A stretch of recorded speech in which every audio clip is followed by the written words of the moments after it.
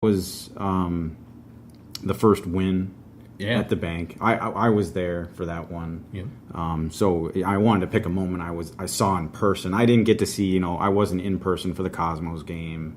Oh, sure. And some of the other moments that I had saw people had mentioned, I wasn't there in person, but I was there for that real Salt Lake game. So I guess if I had to pick one, that would be mine, just because I was there. So Yeah, another thing that I should add, did you see, so, and I won't get into this at all really in detail, but so on Tuesday, the team barred players from talking to the media. I did see that. Yeah.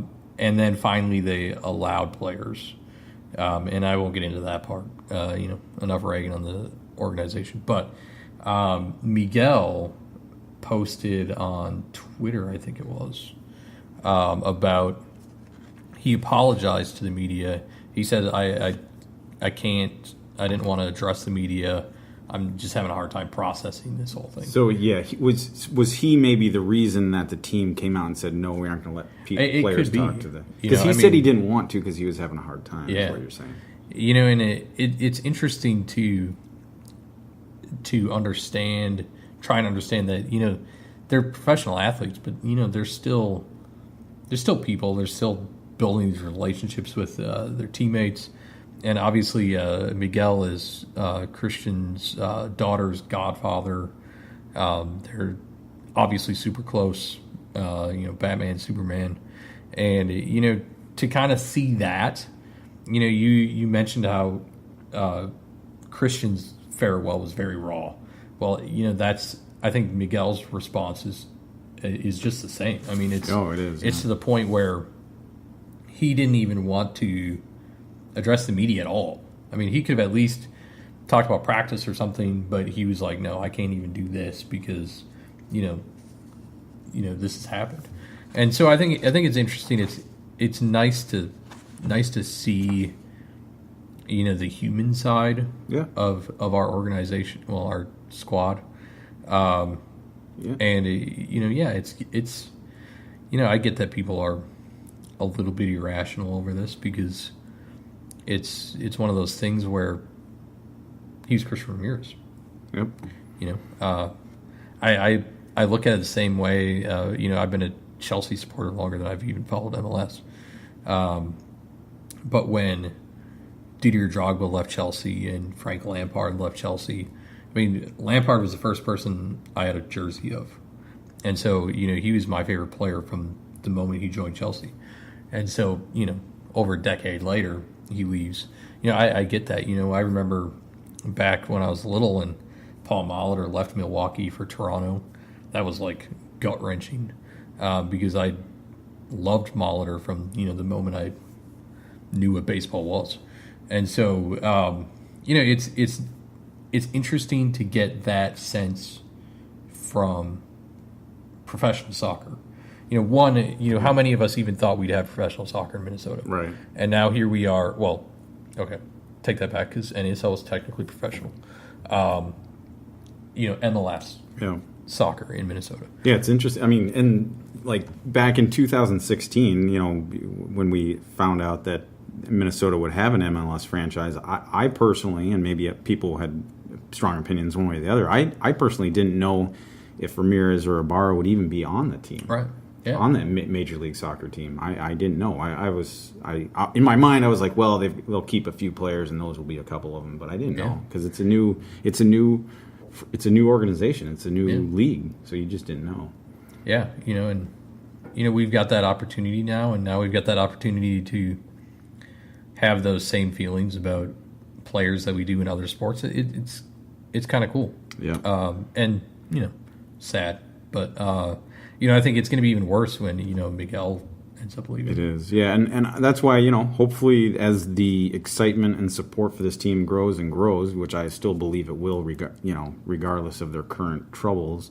We'll find new players to latch onto like this and call our own. Like Darwin Quintero, for example, he's become incredibly popular. Yes, he hasn't built his base yet. He doesn't have a huge statewide following yet, but he has over 500,000 followers on I think Instagram. Yeah. I don't have Instagram, but I heard that I saw something like that. He's an incredibly popular player, and so there's a reason he has that much following. So maybe we can put our hooks into somebody else, and that's what you have to do really in all of sports. So, but it was you see that athletes are indeed human, and it's always going to be tough, especially when you've been in one place for as long as Ramirez had. And it's like changing jobs, but worse in the sense that, you don't necessarily have control. Like, it would be like my company saying, no, you're going to go work for our competitor in California and you have to go. Where at least if I change jobs, it's either my choice or I did something to get fired or whatever it is. So so you could argue that a trade's a little harder on a player, so you can understand the emotions. So, and that's my one last quip about it would be, I have friends that aren't huge Loon supporters yet. I'm hoping, maybe our podcast will change that. But, they when they talk about the Loons, maybe they might know the coach, but they know two players. Right. Ramirez and Ibarra. And so to let one of those go, hopefully it doesn't shake those fans that are trying to come on board, and then this happens. It's a pretty risky decision on the part of the organization. But the clock started on Monday at 8 p.m. for them to show that they know what they're doing. Yeah, and that's true. And and the other thing is, fortunately, he is going to LAFC, a move that we talked about earlier may not have even happened without an injury, but he is going to LAFC, and I say go back because I meant to say he's going back to Southern California, his home. So he has obviously a lot of family there, and so that will at least make the transition easier for him, I'm sure. Yeah, and did you get to see the videos of him at the airport? I did, LA? Yeah, I saw it, yeah. And I mean, it was incredible. And, he's incredibly happy. His wife was there, and she looked ecstatic that they're there, and his family seems really excited. And I mean, that's cool. If it's our loss, sure, but I think it's going to work out for him. Yeah. And that's really all that matters. It's as soccer, it's a business, and I think a lot of these players get exploited to a point. Yeah. And this trade works out for him. That's what matters. Ultimately. I mean, it's just a game. Yep. So, same can be said for any sport. So as it was a painful moment, but you just have to move on and hope for the best, I think, at this point. Yeah, so I agree. Yeah. On that, I mean, unless you have anything else to add, I think we're almost done here. Okay, so I think we'll call episode 11.2 finished. Thanks for listening, and we will be back with episode 12 on, I guess it'll be the 19th. Is when we'll record it, so I'm not sure when it'll come out. But thanks for listening, and until next time. See ya.